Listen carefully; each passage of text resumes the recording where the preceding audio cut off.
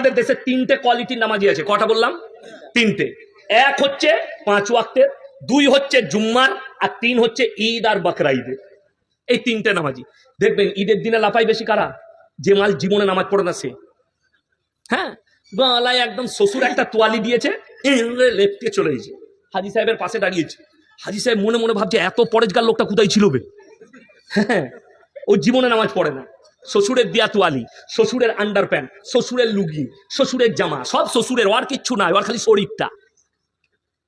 বড় কষ্ট লাগে কোথায় জানেন? আমি 15-20টা গ্রাম আমার পেছনে নামাজ পড়ে, একজন এসে আমাকে বলছে নামাজের আগে, হুজুর নিয়তটা বলে দিবেন, তবে নিয়ত নিয়ে কি করবি বে?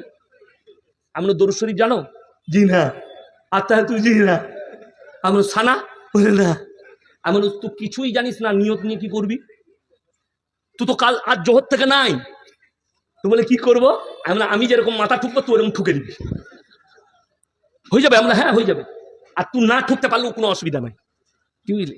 ওই জন্য তো খালা নিয়ত বেঁধেই দেখছে, পাশে হাজি সাহেব সানা পড়ছে, সুবহানাকাল্লাহুম্মা ওয়া বিহামদিকা, কথা বলছে, ইউ দেখছে হাজি সাহেব কি পড়ছে। হাজি সাহেব মনে মনে করছে আমার থেকেও বড় জানেওয়ালা, কিন্তু কিছুই পড়ে নাই, মাল জানলে তো পড়বে। এই এক নামাজি, আল্লাহ এদেরকে কিয়ামতের দিনে কঠিন আযাবে মুবতালা করবে। তুমি জানার অপেক্ষা মনে করো না। আমাদের দেশে মানুষ জেনে শুনে কিভাবে পাপে লিপ্ত হয়। এলান হয়েছে জোহরের পরে